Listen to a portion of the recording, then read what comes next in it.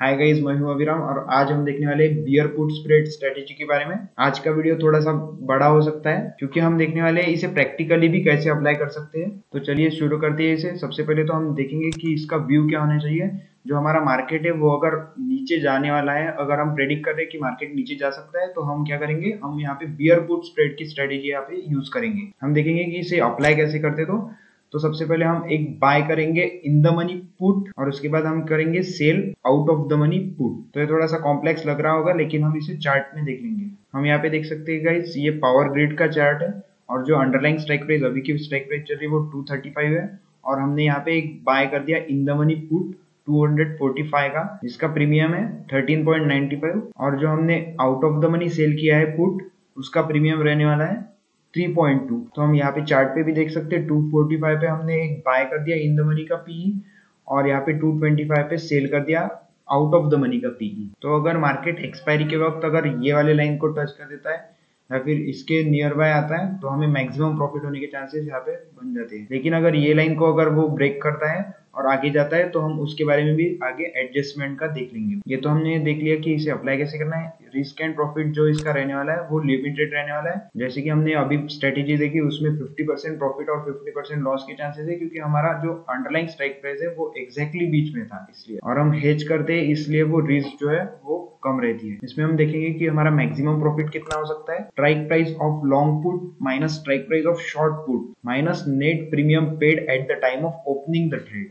तो ये बहुत कंफ्यूज लग रहा होगा, लेकिन अब अगर आपने नेट प्रीमियम पेड अगर देख लिया क्या होता है, तो यहाँ पे हमें समझेगा long put minus short put. मतलब अगर आपको ये देखना है लॉन्ग पुट माइनस अगर शॉर्ट पुट है, तो हम एक बार पे ऑफ डायग्राम में देख लेते हैं। तो हम देख सकते हैं यहाँ पे लॉन्ग पुट का प्रीमियम था 13.95 और शॉर्ट पुट का प्रीमियम था 3.20। तो अगर आप इसमें से ये रिड्यूस कर देंगे वो आ जाएगा 10.75। तो आपका जो नेट प्रीमियम आने वाला है वो 10.75 रहने वाला है। तो हमें अगर मैक्सिमम प्रॉफिट देखना है तो प्राइस ऑफ लॉन्ग पुट 245 थी और प्राइस ऑफ शॉर्ट पुट जो स्ट्राइक प्राइस है उसकी वो 225 थी। तो अगर 245 में से 225 निकाल दिया minus net premium paid at the time of opening the trade, मतलब हमने अभी देखा था 10.75 आ गया था, वो भी अगर निकाल दिया हमने, तो जो ये 9.25 जो रह रहा है ये हमारा मैक्सिमम प्रॉफिट रहने वाला है। और 9.25 मल्टीप्लाइड बाय जो हमारी क्वांटिटी रहेगी उतना हमारा मैक्सिमम प्रॉफिट रहने वाला है स्ट्रेटेजी में। इसमें हम मैक्सिमम लॉस देखेंगे तो नेट प्रीमियम पेड जितना भी हमने प्रीमियम पेड किया था उतना हमारा मैक्सिमम लॉस हो सकता है। और अभी हमने देखा नेट प्रीमियम पेड कितना था 10.75, जो हमारा लॉन्ग पुट का प्रीमियम था माइनस शॉर्ट पुट का प्रीमियम था, वो मिला के नेट प्रीमियम जितना बनता है उतना हमारा मैक्सिमम लॉस हो सकता है इस स्ट्रेटेजी में। इसमें आपको सेंसिबल एक ब्रेक इवन पॉइंट कैलकुलेट करके देता है, लेकिन वो कंसेप्चुअली कैसे कैलकुलेट होता है ये भी एक बार देख लेते हैं।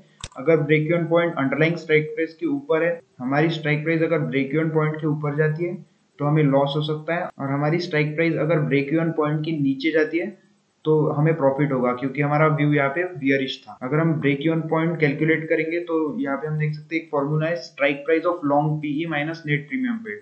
नेट प्रीमियम पेड अभी हमने देखा कि 10.75 था और जो हमारी लॉन्ग पी की स्ट्राइक प्राइस थी वो 245 थी। तो 245 माइनस 10.75 तो वो हो रहे हैं 234.25। तो अगर 234.5 के ऊपर हमारा स्टॉक जाता है तो हमें लॉस होना शुरू हो जाएगा। तो अगर 234 के ऊपर एक्सपायरी पे क्लोज दे देता है तो हमें लॉस हो सकता है इस ट्रेड में। तो इस फॉर्मूले से हम वो भी निकाल सकते हैं। नेक्स्ट पॉइंट है एडजस्टमेंट। इसमें हम देख सकते हैं अगर स्टॉक अपवर्ड जाता है और अगर स्टॉक डाउनवर्ड जाता है।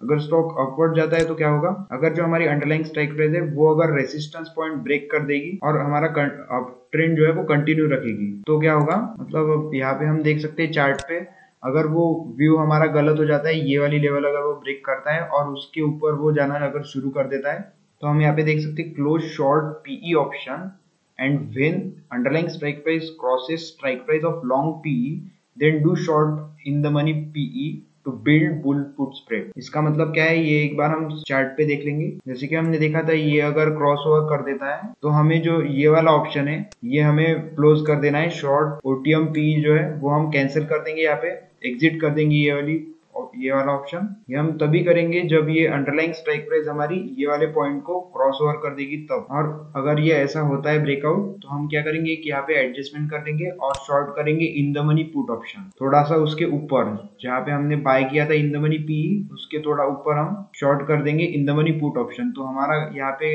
एक ओवरऑल क्या बनने वाला है, ये बनने वाला है एक बुल पुट स्प्रेड की स्ट्रेटेजी। मतलब जो हमारा एक लॉस था वो हम कम कर सकते हैं इस स्ट्रेटेजी में, और अगर ये और ऊपर जाता है तो हमें प्रॉफिट ही होने वाला है क्योंकि हमने एक बुल पुट स्प्रेड खरीद के रखा है। अगर हमारा स्टॉक डाउनवर्ड मूव करता है तो हमारे पास दो ऑप्शन है। अगर हमारी अंडरलाइंग स्ट्राइक प्राइस अगर नीचे हो जाती है हमारे शॉर्ट पीई के, तो हम यहाँ पे मैक्सिमम प्रॉफिट बुक कर सकते हैं। कैसे एक बार देख लेते हैं। अगर ये एक्सपायरी के दिन यहाँ से आके अगर इसके नीचे चला जाता है तो जब ये वाली लेवल क्रॉस कर देगा वो, तो हम हमारे को जो है वो यहाँ पे मैक्सिमम प्रॉफिट होने वाला है। लेकिन हम यहाँ पे ऑप्शन सेल भी किया है इसलिए हमारा एग्जैक्टली ये वाली लेवल नहीं होगी, तो थोड़ा सा ऊपर ही हमें यहाँ पे प्रॉफिट होने वाला है 227 की लेवल पे। यहाँ पे हम मैक्सिमम प्रॉफिट का एक्सपीरियंस ले सकते हैं। अगर हमारा अंडरलाइंग स्ट्राइक प्राइस एक रेंज में होता है, मतलब स्टॉक तो डाउनवर्ड है लेकिन हमारी जो अंडरलाइंग स्ट्राइक प्राइस है हम उस लेवल पे मैक्सिमम प्रॉफिट बुक नहीं कर सकते। अगर ऐसी लेवल है तो हम क्या करेंगे देखते हैं।